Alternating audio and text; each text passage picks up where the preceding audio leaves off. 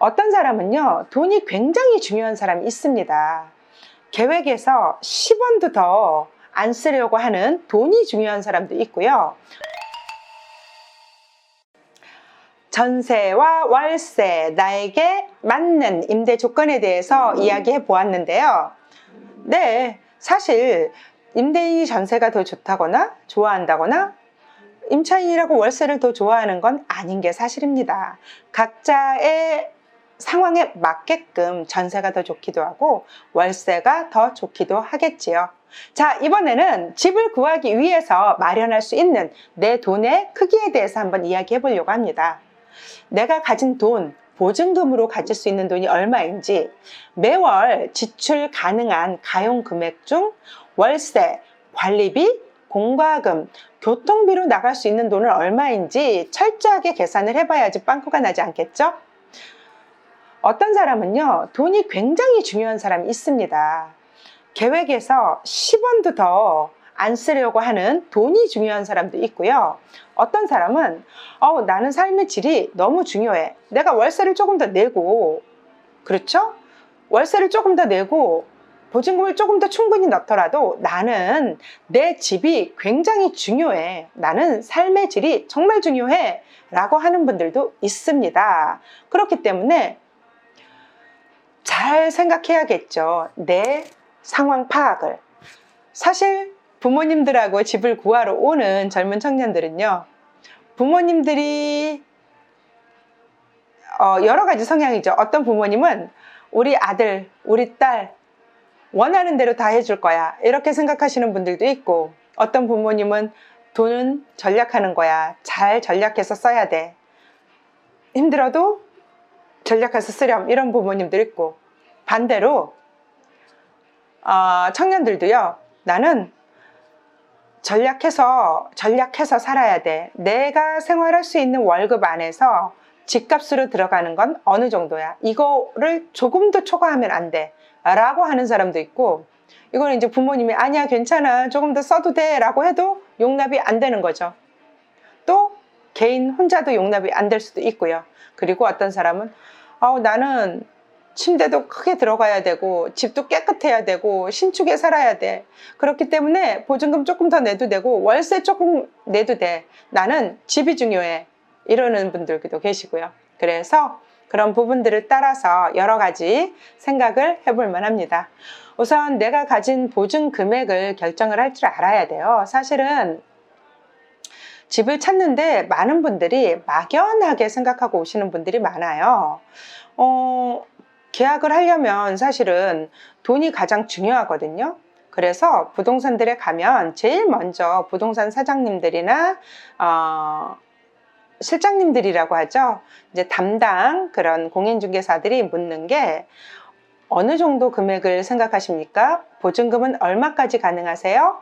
월세는 얼마까지 내실 수 있습니까? 라고 묻는 이유가, 금액이 정해져 있고, 금액을 예를 들어서 이제 고객은 보증금이 5천만 원밖에 안 되는데 저희가 1억짜리 집을 보여주고 2억짜리 집을 보여줄 수는 없고요.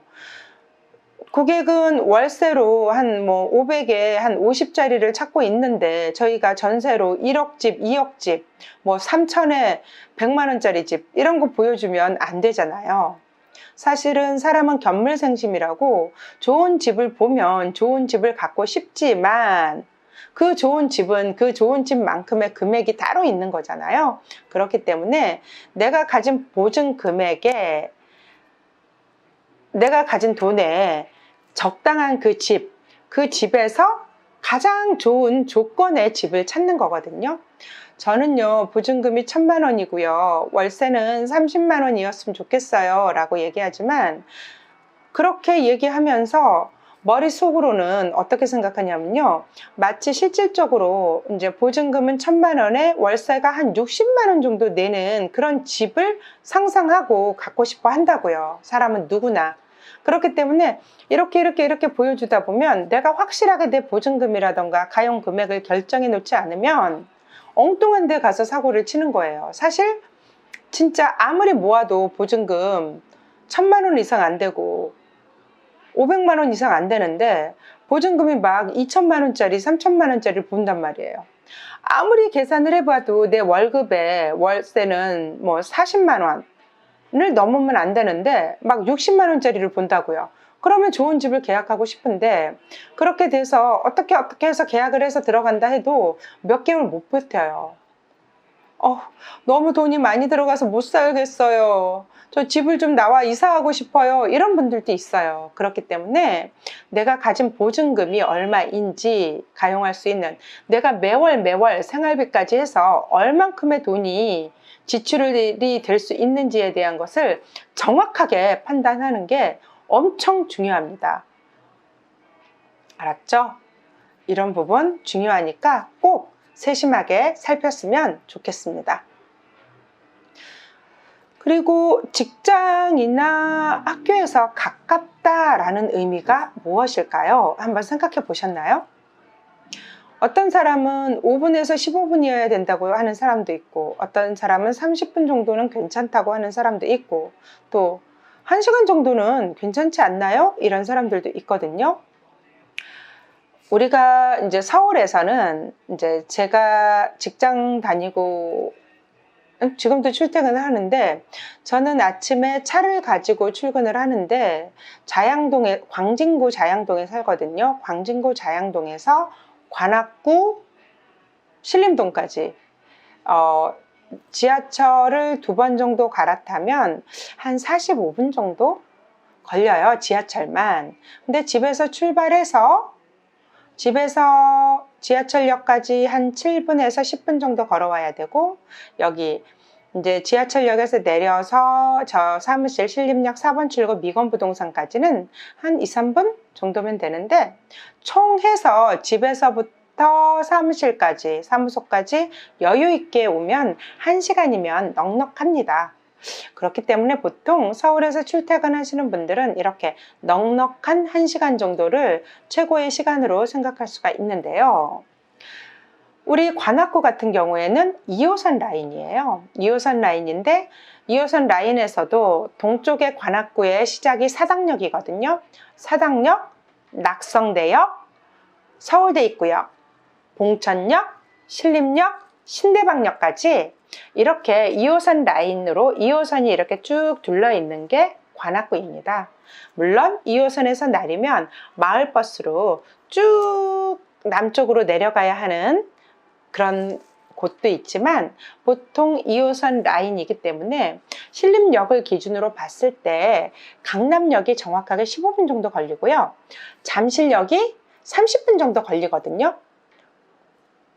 전철 이용 시간을 말씀드리는 거예요. 그리고 이제 서쪽으로 보면 신도림역이 10분 정도 걸리고요. 시청이 있죠.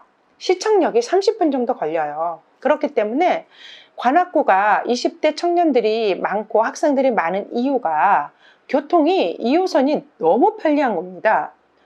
강남, 잠실까지 30분이면 가고, 신도림, 시청까지 30분이면 가고, 가는 도중에 뭐 4호선이라던가 7호선이라던가 뭐 3호선이라던가 많은 전철역을 환승할 수가 있거든요.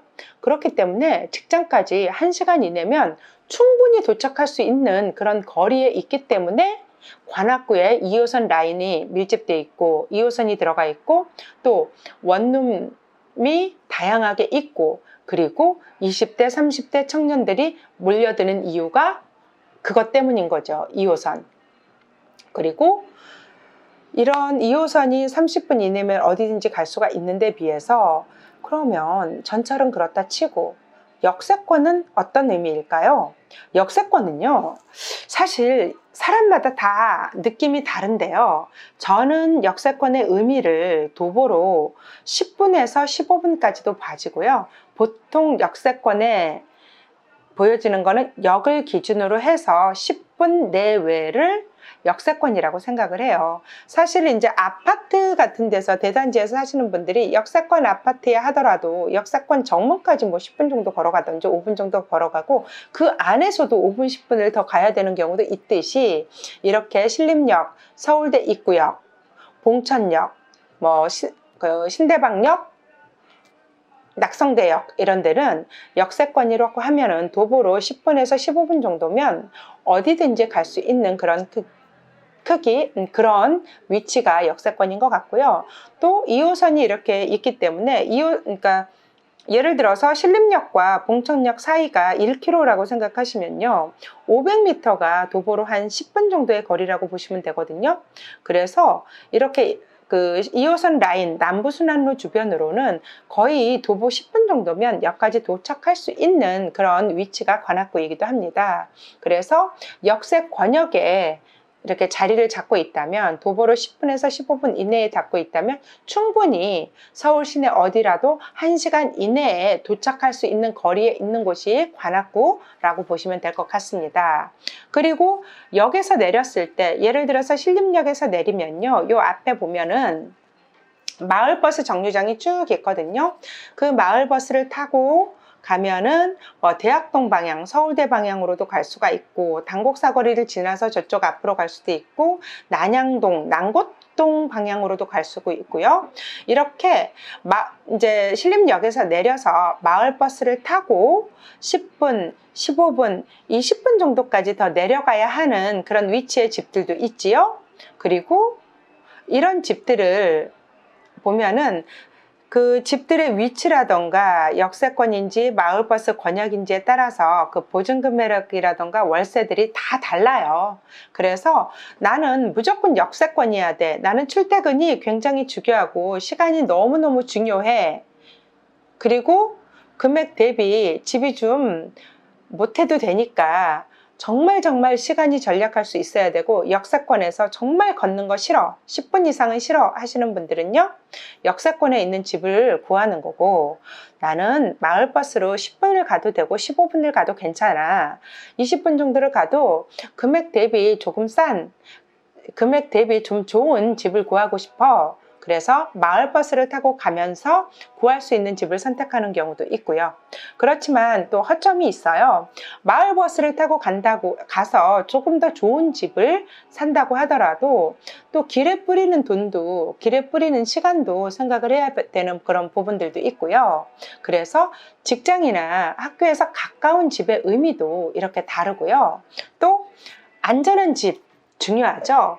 사실 관악구에 사건 사고가 많은 건 사실이에요. 왠지 아세요? 20대 30대 이른 인구가 그만큼 많기 때문에, 또 다양한 인구가 샀기 때문에 마치 사건 사고가 많은 것처럼 보이지만 그렇지도 않습니다. 관악구 신림동 굉장히 안전한 지대가 많고요. 살다 보면 편리한 곳도 굉장히 많습니다. 보통 신림역에 한번 들어오는 젊은 청년들은요, 다른 데 갔다가도 다시 오거든요. 그만큼 교통이 편리하기 때문에, 2호선 때문에 다시 올 수밖에 없었고요. 또 1인 가구를 위한 다양한 혜택들이 관악구에는 많거든요. 그런 혜택을 누리면서 살다 보니까 또 다른 지역에 갔다가도 돌아온다고들 합니다. 이렇게 오늘은요, 직장에서 또 학교에서 가까운 집의 의미, 그리고 집을 구하기 위해서 마련할 수 있는 내 돈에 대해서 이렇게 간략하게 얘기해 보았습니다. 어때요? 집을 구할 때 굉장히 많이 도움이 되는 그런 정보들이죠. 이런 정보들 여러분께 많이 도움되었으면 하고요. 좀 더 알찬 정보 전해드리도록 노력할 것입니다. 오늘도 마음에 드셨다면요, 좋아요와 구독하기 꼭 눌러주시고요. 다음 편도 기대해 주시기 바랍니다. 감사합니다.